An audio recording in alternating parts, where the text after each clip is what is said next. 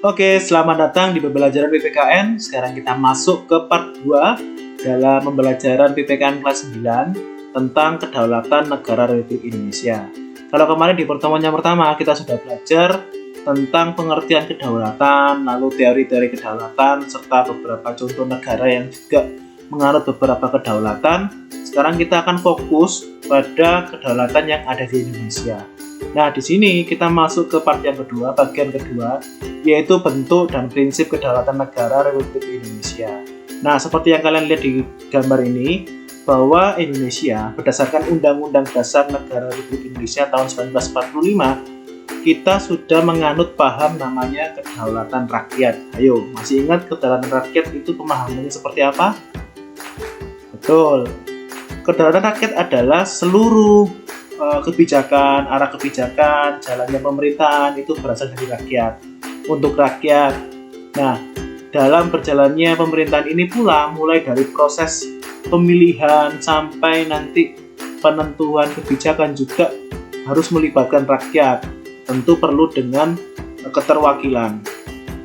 Nah, seperti gambar yang kalian lihat di layar ini, coba kalian perhatikan, di situ banyak sekali orang-orang yang melakukan aktivitas pemilihan. Dari gambar ini menunjukkan bahwa negara kita ingin melibatkan rakyat, bahkan mewujudkan kedaulatan rakyat dari proses awal pemilihan anggota-anggota dalam pemerintahan. Mulai dari pemilihan presiden, pemilihan MPR DPR, lalu juga bahkan dalam tingkat daerah juga melibatkan rakyat dalam pemilihannya. Di sini juga dicantumkan pula dasar hukum ya. Dasar hukum kedaulatan rakyat itu tercantum pada amandemen pasal 1 ayat 2 di Undang-Undang Dasar Negara Republik Indonesia tahun 1945 yang mengatakan dengan kalimat seperti ini, bahwa pemilik kekuasaan tertinggi di negara Indonesia adalah rakyat yang pelaksanaannya sesuai dengan Undang-Undang Dasar. Jelas bahwa kekuasaan tertinggi adalah rakyat. Hal ini juga menjawab bahwa dalam rumusan tersebut sebelum amandemen pernah terjadi bahwa kedaulatan rakyat itu dilakukan oleh MPR sebagai wujud perwakilannya. Tetapi akhirnya pelaksanaan kedaulatan rakyat itu harus diwujudkan penuh oleh rakyat. Akhirnya diubahlah menjadi pelaksanaannya menurut Undang-Undang Dasar Negara Republik Indonesia tahun 1945, yaitu melakukannya dengan proses pemilu, pemilihan umum. Lalu dasar hukum yang kedua bahwa negara kita menganut kedaulatan rakyat adalah tercantum dalam Pancasila sila keempat. Ayo, apa? Sila keempat. Betul, kerakyatan yang dipimpin oleh hikmat kebijaksanaan dalam permusyawaratan perwakilan. Jelas, dari kalimat itu kata pertamanya adalah kerakyatan. Dan juga ketika ada pemilihan dan orang yang bekerja dalam pemerintahan itu juga mewakili rakyat. Mulai dari presiden, mulai dari anggota DPR, MPR, lalu juga anggota DPD, itu sebagai wujud keterwakilan. Nah, itu juga tercantum di sila keempat. Lalu juga dasar hukum yang ketiga bahwa negara kita menganut kedaulatan rakyat adalah pada pembukaan Undang-Undang Dasar Negara Republik Indonesia tahun 1945. Di alinea keempat, di kalimat seperti ini, maka disusunlah kemerdekaan kebangsaan Indonesia itu dalam suatu Undang-Undang Dasar Negara Indonesia yang terbentuk dalam suatu susunan negara Republik Indonesia yang berkedaulatan rakyat, titik. Ini juga mewujudkan bahwa di pembukaan Undang-Undang Dasar nilai fundamentalnya sudah mengatakan demikian. Nilai dasar terbentuknya aturan-aturan juga mengatakan bahwa seluruh berjalannya pemerintahan itu berlandaskan pada rakyat. Nah, ini sebagai wujud bagaimana negara kita menganut kedaulatan rakyat. Adapun perubahan gagasan kedaulatan dalam Undang-Undang Dasar Negara Republik Indonesia tahun 1945 ini membuat perubahan juga pada cara rakyat memberikan mandat terhadap penyelenggaraan kekuasaan negara. Lanjut. Selain kita menganut kedaulatan rakyat, juga pada Undang-Undang Dasar Negara Republik Indonesia kita juga menganut paham negara hukum. Jadi kita juga ada kedaulatan rakyat, juga menganut paham negara hukum. Dasar hukumnya, nah, di Undang-Undang Dasar Negara Republik Indonesia tahun 1945 di pasal 1 ayat 3 yang berbunyi bahwa negara Indonesia adalah negara hukum.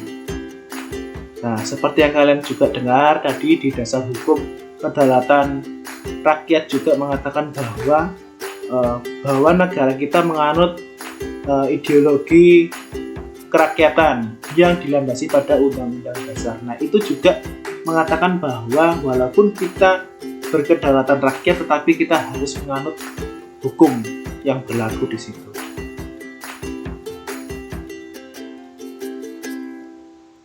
Menurut JBJM ten Berge, adanya prinsip-prinsip negara hukum dan demokratis yang berjalan beriringan memunculkan istilah negara hukum yang demokratis. Jadi negara kita selain berkedaulatan rakyat yang diwakili dengan paham demokratis, juga kita menganut negara hukum. Maka bisa disebut bahwa negara kita adalah negara hukum yang demokratis.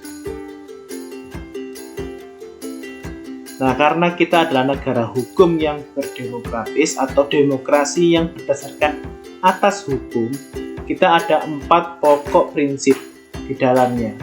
Nah, prinsip yang pertama adalah adanya jaminan persamaan dan kesetaraan dalam kehidupan bersama. Jadi setiap warga negara punya hak pribadi dalam mendapatkan jaminan persamaan dan kesetaraan.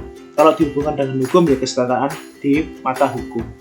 Tidak ada namanya orang yang berkuasa di mata hukum dibela daripada yang tidak berkuasa. Semua sama di mata hukum, setara.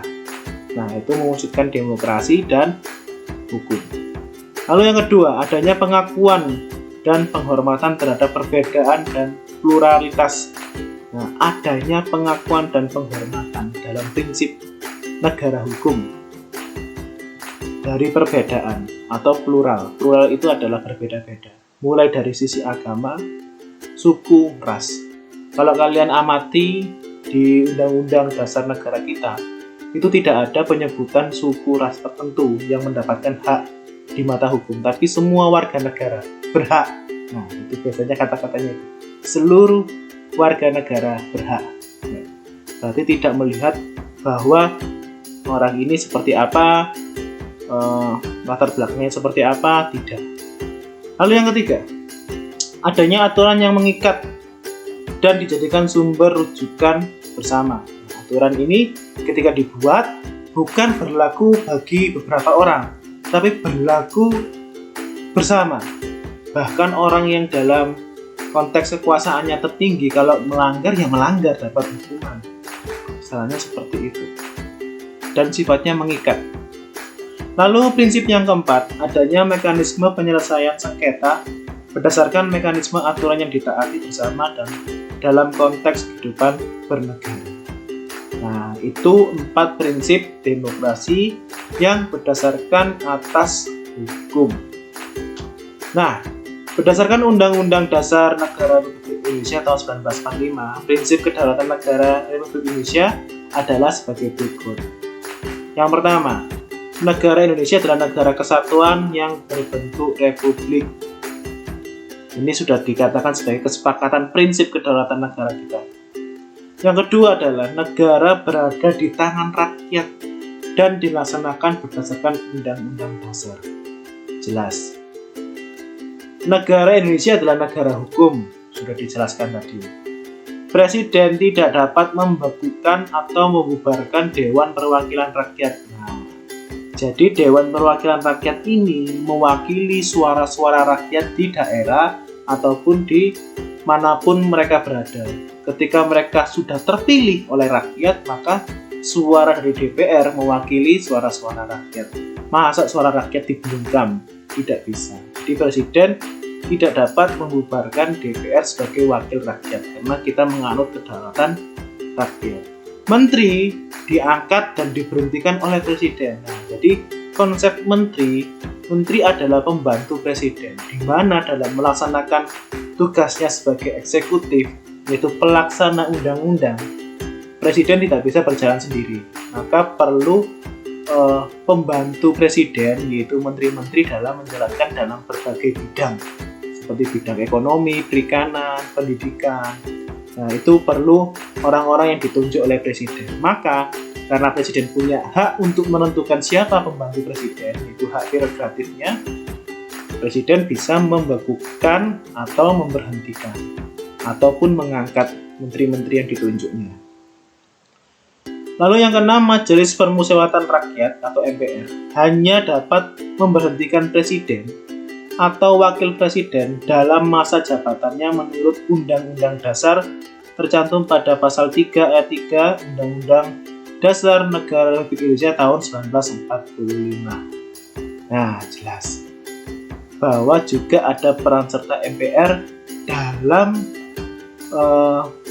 memberhentikan, bahkan ketika sudah dipilih pun pelantikannya juga melalui Majelis Permusyawaratan Rakyat, sebagai wujud bahwa presiden mewakili juga suara-suara rakyat. Sekian dari pertemuan hari ini, semoga kalian mendapatkan poinnya dan kita akan bertemu lagi di pertemuan selanjutnya. Terima kasih.